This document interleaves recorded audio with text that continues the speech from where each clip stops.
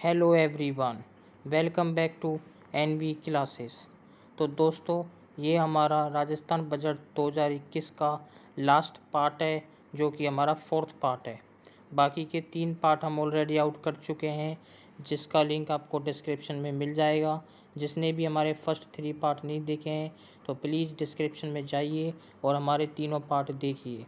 तो फ्रेंड्स, ये राजस्थान बजट 2021 का सेशन हमारे आने वाले सभी एग्ज़ाम के लिए इम्पोर्टेंट है, जैसे कि आरपीएससी कॉलेज लेक्चर, राजस्थान विद्युत डिपार्टमेंट में जो वैकेंसी निकली हुई हैं, पटवारी की वैकेंसी, ग्राम सेवक की वैकेंसी और जो भी वैकेंसी आने वाली है राजस्थान बजट 2021, उन सब के लिए बड़ा इम्पोर्टेंट है।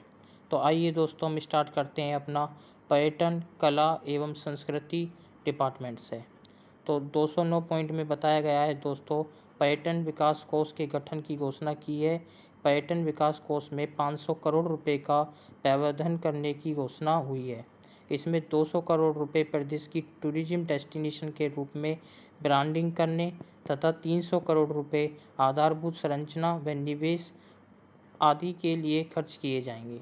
पर्यटन विकास कोष में 500 करोड़ रुपए की घोषणा हुई है। ठीक है दोस्तों, अब हम आगे बढ़ते हैं 210 पॉइंट पे। फिर इसके बाद शेखावटी पर्यटन सर्किट विकसित किया जाएगा। ठीक है दोस्तों, ये आपको नाम याद रखना है, शेखावटी पर्यटन सर्किट। ठीक है, अब हम बढ़ते हैं 211 पॉइंट पे, जिसमें बताया गया है कि गोडवाड़ पर्यटन सर्किट के रूप में विकसित किया जाएगा, जिसमें आपके ये आप नाम पढ़ सकते हैं, जालोर, दुर्ग, बाड़मेर के आसोतरा, सिरोही, ये नाम गिवन है फ्रेंड्स। यहाँ से आप देख सकते हैं इन धामों को गोडवाड़ पर्यटन सर्किट के रूप में विकसित किया जाएगा। इसके बाद में 212 पॉइंट हमारे एग्ज़ाम से रिलेटेड नहीं है, तो इसके बाद में हम पढ़ते हैं 217 पॉइंट, जो कि हमारे इम्पोर्टेंट है। 213 पॉइंट में दोस्तों ये नाम दिए हुए हैं, जो कि आप देख सकते हैं, जैसे कि सांगानेर, जयपुर, देलवाड़ा, अचलगढ़, माउंट आबू, सिरोही, ये आप नाम रीड कर सकते हैं। इन सभी को धार्मिक पर्यटन सर्किट बनाए जाएंगे, जिसमें करीब 100 करोड़ रुपए की लागत आएगी।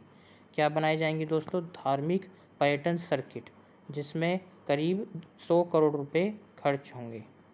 इसके बाद में हम आ जाते हैं दोस्तों 217 पॉइंट पे, क्योंकि ये पॉइंट हमारे इम्पोर्टेंट नहीं है, जो बीच में है 14, 15, 16। 217 में बताया गया है कि विदेशी पर्यटकों को पसंदीदा जगह जैसलमेर में टूरिज्म को बढ़ावा देने के लिए ढोरा मारू टूरिस्ट कॉम्प्लेक्स बनाने की घोषणा हुई है। कहाँ पर हुई है दोस्तों? ये जैसलमेर में हुई है, ढोला मारू टूरिस्ट कॉम्प्लेक्स। और इसी कॉम्प्लेक्स में Rajasthan folk art training institute की भी स्थापना करी जाएगी, जिसमें करीब 10 करोड़ रुपए खर्च होंगे। ठीक है दोस्तों, इसी में Rajasthan folk art training institute की स्थापना भी की जाएगी। अब इसके बाद में हम आते हैं दोस्तों 220 पॉइंट पे, क्योंकि 18 पॉइंट 218 और 219 हमारे एग्ज़ाम से रिलेटेड इतना इम्पोर्टेंट नहीं है, फिर भी आपको पढ़ने तो इस पीडीएफ का लिंक आपको डिस्क्रिप्शन में मिल जाएगा साइट का, वहाँ से आप इस पीडीएफ को डाउनलोड कर सकते हैं और ये सभी पॉइंट आप डिटेल में पढ़ सकते हैं दोस्तों। 220 पॉइंट में बताया गया है कि राज्य में day tourism, rural tourism, tribal tourism व एडवेंचर टूरिज्म कौन कौन से हैं दोस्तों? डे, रूरल, ट्राइबल और एडवेंचर टूरिज्म को बढ़ावा देने के उद्देश्य से वियाबिलिटी गैप फंडिंग योजना लाई जाएगी। कौन सी योजना लाई जाएगी दोस्तों? वियाबिलिटी गैप फंडिंग योजना। ठीक है फ्रेंड्स, इसके बाद 221 पॉइंट में हमें बताया गया है कि प्रदेश के ज़रूरतमंद कलाकारों को सहायता उपलब्ध कराने, राजकीय संरक्षण प्रदान करने, उनके कल्याण एवं संबल के लिए कलाकार कल्याण कोष में 15 करोड़ रुपए का प्रावधान किया गया है। ठीक है दोस्तों, कलाकार कल्याण कोष में 15 करोड़ रुपए का। 222 पॉइंट में फिल्म पर्यटन प्रोत्साहित नीति लागू की जाएगी, जिसमें फिल्म डेस्टिनेशन के रूप में प्रमोट किया जाएगा, राजस्थानी फिल्मों को बढ़ावा दिया जाएगा फिल्म पर्यटन प्रोत्साहन नीति के अंदर। इसमें हम पढ़ सकते हैं कि राजस्थानी फिल्मों के निर्माण हेतु 25 लाख रुपए तक का इंसेंटिव सपोर्ट दिया जाएगा। फिर सिंगल विंडो क्लियरेंस सिस्टम बनाया जाएगा, जिससे कि काम आसानी से हो सके और डिले ना हो। 223 पॉइंट में बताया गया है कि 30 मार्च को राजस्थान दिवस पर राजस्थान उत्सव का आयोजन किया जाएगा। वैसे 30 मार्च हमारी जा चुकी है दोस्तों, लेकिन क्वेश्चन पूछ सकता है कि 30 मार्च राजस्थान दिवस को कौन सा उत्सव बनाया गया था, तो हमारा राजस्थान उत्सव बनाया गया था। ठीक है दोस्तों, इसके बाद में हम आते हैं 224 पॉइंट पे, जो कि बताता है कि राजस्थान की युवा शक्ति को अन्य राज्यों की संस्कृति से रूबरू कराने के लिए प्रदेश में 10,000 प्रतिभाशाली युवा, कितने 10,000 प्रतिभाशाली युवा कलाकारों, साहसी खिलाड़ियों के लिए Nehru youth cultural exposure programme चलाया जाएगा। ठीक है फ्रेंड्स, क्या चलाया जाएगा? Nehru youth cultural exposure programme. अब हमारी आती है कानून व्यवस्था फ्रेंड्स। कानून व्यवस्था में हमको कुछ सेलेक्टेड पॉइंट ही पढ़ने हैं, जैसे कि हमें बताया गया है इसमें special investigation unit for crime against women का गठन कर महिला अधिकारी तैनात किए जाएंगे। महिला अधिकारी किसके अंदर तैनात की जाएंगी friends? Special investigation unit for crime against women. ठीक है दोस्तों, और इसमें सभी संभाग मुख्यालयों पर हेनियस क्राइम मॉनिटरिंग यूनिट भी स्थापित की जाएगी। हेनियस क्राइम मॉनिटरिंग यूनिट, ये बहुत अच्छी पहल है दोस्तों कानून व्यवस्था को देखते हुए। इसके बाद में फ्रेंड्स हम आ जाते हैं अपने 234 पॉइंट पे, क्योंकि ये पॉइंट हमारे इम्पोर्टेंट नहीं है एग्जाम पॉइंट ऑफ व्यू से, फिर भी आपको पढ़ने हैं, तो मैं साइट का लिंक डाल दूंगा, आप वहाँ से हमारी ये PDF डाउनलोड कर सकते हैं, या फिर इस वीडियो को पॉज करके आप ये पॉइंट आप यहीं से पढ़ सकते हैं। तो आइए दोस्तों, अब हम बात करते हैं 234 पॉइंट में। इसमें बताया गया है कि बीकानेर, अलवर, भीलवाड़ा व जोधपुर में वाणिज्यिक न्यायालय खोले जाएंगे। ये क्वेश्चन बहुत इंपॉर्टेंट है दोस्तों, आप मार्क कर लीजिए इस क्वेश्चन पे। क्या कहा गया है? 4 हमारे जो जिले हैं बीकानेर, अलवर, भीलवाड़ा व जोधपुर में वाणिज्यिक न्यायालय खोले जाएंगे। ठीक है, नए कोर्ट खोले जाएंगे वाणिज्यिक न्यायालय कौन से जिलों में? बीकानेर, अलवर, भीलवाड़ा व जोधपुर। आइए दोस्तों, अब हम पढ़ते हैं सुशासन की ओर, जिसमें हमारे विवेकानंद जी ने बहुत ही अच्छी पंक्तियां कही हैं कि संभव की सीमा जानने का एक ही तरीका है, कि संभव की सीमा जानने का एक ही तरीका है, असंभव से भी आगे निकल जाना। क्या बहुत ही सुंदर लाइनें कही हैं हमारी विवेकानंद जी ने।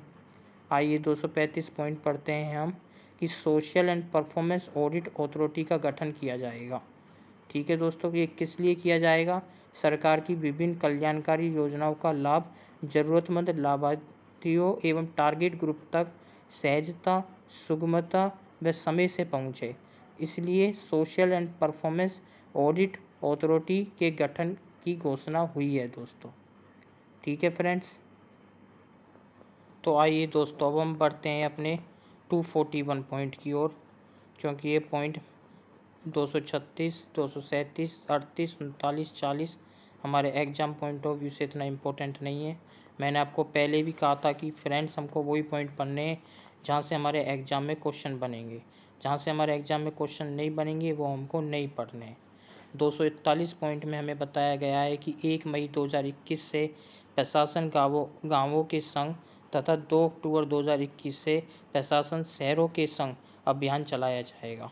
ठीक है, 1 मई 2021 से गांवों में और 2 अक्टूबर 2021 से प्रशासन शहरों के संग अभियान चलाया जाएगा। 242 पॉइंट में हमें बताया गया है कि 3,000 करोड़ रुपए की राशि से कार्मिक कल्याण कोष के गठन की घोषणा हुई है। ठीक है दोस्तों, 3,000 करोड़ रुपए की राशि से कार्मिक कल्याण कोष की गठन हुई है। इसके बाद में हमारे ये पॉइंट इम्पोर्टेंट नहीं है, अब हम आ जाते हैं सीधा 253 पॉइंट पे, क्योंकि एग्जाम पॉइंट ऑफ व्यू से हमें ये पॉइंट नहीं पढ़ने हैं। 253 पॉइंट हमारे लिए इम्पोर्टेंट है। अगर आपको ये पढ़ने हैं तो आप पॉज करके वीडियो को यहाँ से पढ़ सकते हैं। 253 पॉइंट में हमें कर और प्रस्ताव के बारे में बताया गया है। इसमें राज्य में कई अलाभकारी सामाजिक संस्थाएं मानवीय एवं सर्वधर्म सद्भाव की भावना से विशेष योग्यजन, महिलाओं, बुजुर्गों, बच्चों, भिक्षावृत्ति में संलिप्त एवं नशे से पीड़ित परिवारों की देखभाल तथा सामाजिक सरोकार के सराहनीय कार्य कर रही है। ऐसी संस्थाओं को प्रोत्साहित करने के लिए Rajasthan investment promotion scheme RIPS Rajasthan investment promotion scheme के तर्ज पर सामाजिक सुरक्षा निवेश प्रोत्साहन योजना यानी कि social security investment promotion scheme 2021 लागू की गई है। ये एक टाइप से एनजीओ होती हैं दोस्तों जो हमारे काम करती हैं, तो उनको बढ़ावा देने के लिए ये स्कीम स्टार्ट की गई है। इसके बाद मोटर व्हीकल टैक्स के बारे में बताया गया है कि इसमें छूट दी है। 254 में हमें बताया गया है कि जयपुर शहर में 50 करोड़ रुपए की लागत से centre of excellence for revenue research and analysis स्थापित किया जाएगा। 50 करोड़ रुपए की लागत से दोस्तों centre of excellence for revenue research and analysis स्थापित किया जाएगा जयपुर शहर में। इसके बाद में 255 पॉइंट में कर चोरी की सूचना देने पर एसडीआरआई में मुखबिर प्रोत्साहन योजना की गई है। मतलब जो बताता है कि ये आदमी टैक्स की चोरी कर रहा है तो उसको मुखबिर प्रोत्साहन योजना दी जाएगी। उसको 50,000 रुपये से बढ़ाकर अब 1 लाख रुपये कर दिया गया है। इसके बाद में हम आते हैं 257 पॉइंट पे, जो कि हमारी पंजीयन एवं मुद्रांक विभाग से है। इसमें बताया गया है कि एनीवेयर ऑनलाइन रजिस्ट्रेशन प्रणाली लागू की जा रही है कि आप कहीं से भी एनीवेयर कहीं पे भी बैठकर आप ऑनलाइन रजिस्ट्रेशन करा सकते हैं अपने 2 व्हीलर्स का, 4 व्हीलर्स का या आपकी कोई भी गाड़ी है उसका। इसके बाद में हमको 259 पॉइंट में बताया गया है कि शहरी मध्यम वर्ग को राहत देने के लिए, ये बहुत इंपॉर्टेंट है दोस्तों, सीधा क्वेश्चन आ सकता है इस पॉइंट से।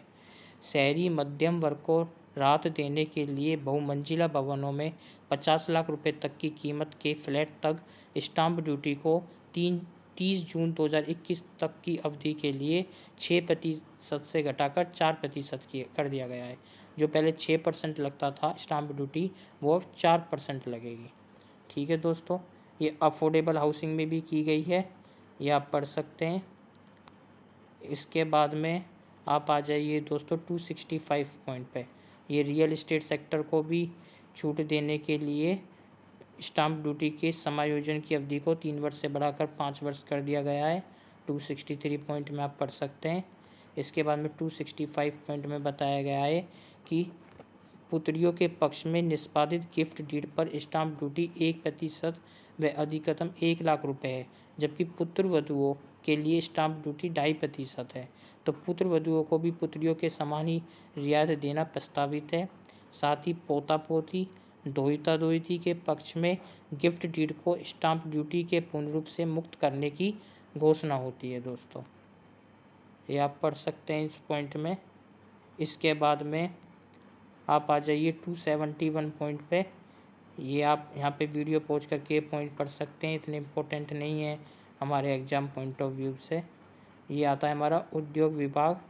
271 पॉइंट में हमें बताया गया है, ये आप आ जाइए यहाँ पे मोस्ट बैकवर्ड एवं ट्राइबल एरियाज में निवेश करने पर रिप्स 2019 के तहत सभी को doctor BR Ambedkar SC ST उद्यमी प्रोत्साहन विशेष पैकेज की भांति लाभ दिए जाएंगे।